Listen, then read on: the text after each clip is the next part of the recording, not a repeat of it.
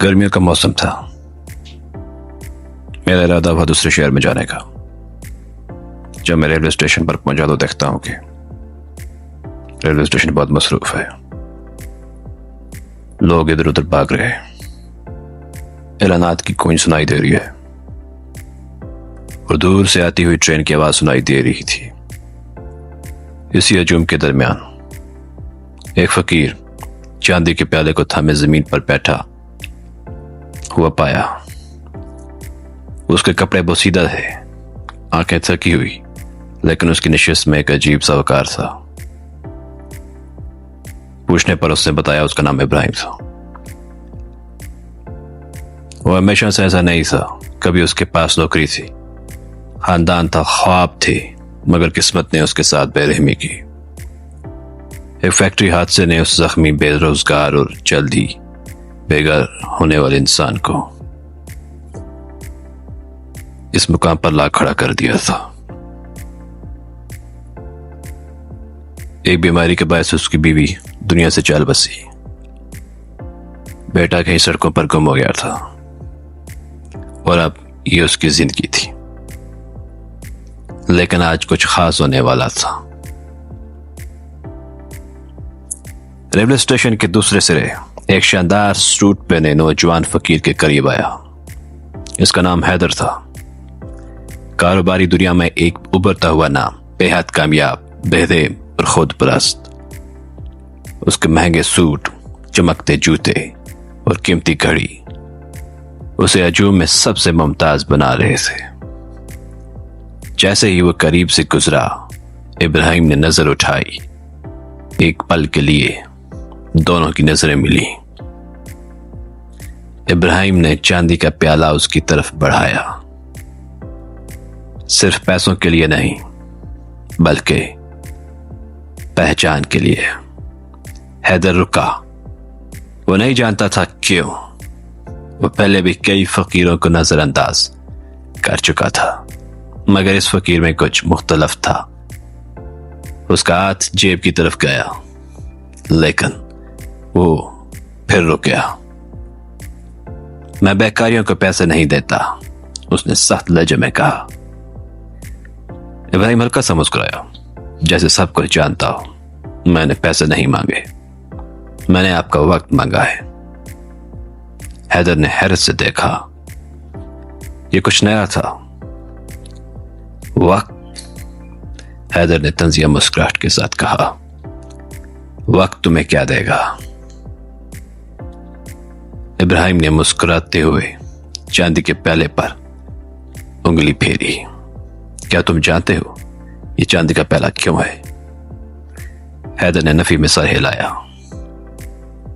क्योंकि एक वक्त था जब ये एक मालदार आदमी के पास था, बिल्कुल तुम्हारी तरह। हैदर की दिलचस्पी बढ़ने लगी। और ये तुम्हारे पास कैसे आया? हैदर ने पूछा। इब्राहिम ने एक लंबी सांस ली, जैसे माजी की यादों में खो गया हो। जिंदगी तुम्हारी मंसूबाबंदी की परवाह नहीं करती। एक लम्हे तुम समझते हो कि तुम दुनिया के मालिक हो, और दूसरे लम्हे दुनिया तुम्हारी मालिक बन जाती है। मैं भी तुम्हारी तरह था, कामयाब, खुद परस्त। मेरे पास कारोबार था, खानदान था, मुस्तकबल था। फिर एक गलती और सब कुछ बिखर गया। हैदर को कुछ अजीब सा महसूस हुआ। ये अल्फाज कुछ जाने पहचाने से लग रहे थे। उसने अपनी जिंदगी के बारे में सोचा।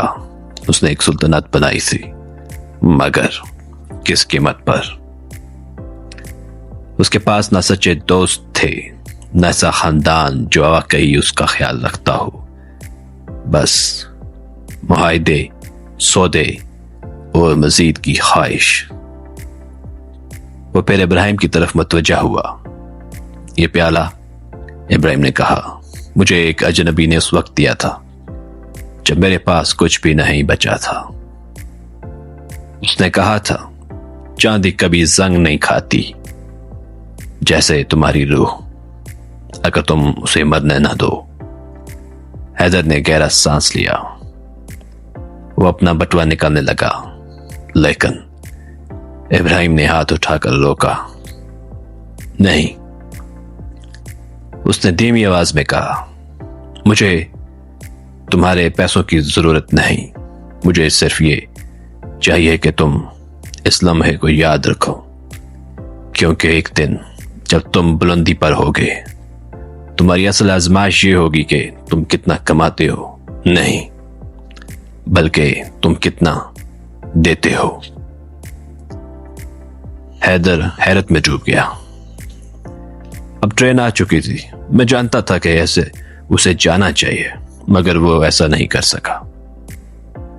उसके बजाय उसने वो किया जिसकी किसी को तवक्को न थी। वो इब्राहिम के पास जमीन पर बैठ गया। इर्द गिर्द के सब लोग रुक गए, उनको घूरने लगे। एक अमीर कारोबारी शख्स एक फकीर के साथ बैठा हुआ था। सबकी नजरों में यह सवाल था, मगर हैदर को किसी की परवाह न थी। मुझे तुम्हारी कहानी सुनाओ, उसने कहा।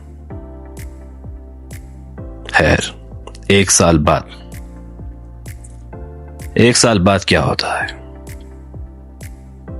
इब्राहिम एक साफ सुथरा सूट पहने एक शानदार दफ्तर के बाहर खड़ा था। वो अब वही शख्स नहीं था जो पहले था। वो अंदर दाखिल हुआ, जहां मुलाजमीन ने इज्जत से सर हिलाया। दफ्तर के अंदर हैदर शीशे की दीवारों से देख रहा था, मुस्कुरा कर उसका इस्तकबाल कर रहा था। सबसे बेहतरीन सरमायाकारी, हैदर ने खुद से कहा, इंसानियत में होती है। हाँ, अब चांदी का वही प्याला हैदर की मेज पर रखा था। अब भीख मांगने के लिए नहीं, बल्कि एक याद दहानी के तौर पर। याद दहानी के मेहरबानी जिंदगियों को बदल सकती है, और यह कि कभी कभी सबसे अमीर दिल सबसे गरीब जगहों पर मिलता है। दोस्तों, आखिरी पैगाम यह है कि इस कहानी का कामयाबी उसमें नहीं कि आपके पास कितना है, बल्कि इसमें है कि आप कितना देते हैं। आज आपके पास किसी की जिंदगी बदलने की ताकत है, चाहे एक छोटे से नेक अमल के जरिए। सवाल यह है कि आप करेंगे। दोस्तों, अगर कहानी आपको अच्छी लगी हो तो लाइक कीजिए, सब्सक्राइब कीजिए और इसे दूसरों के साथ शेयर कीजिए ताकि किसी की जिंदगी बदल सके।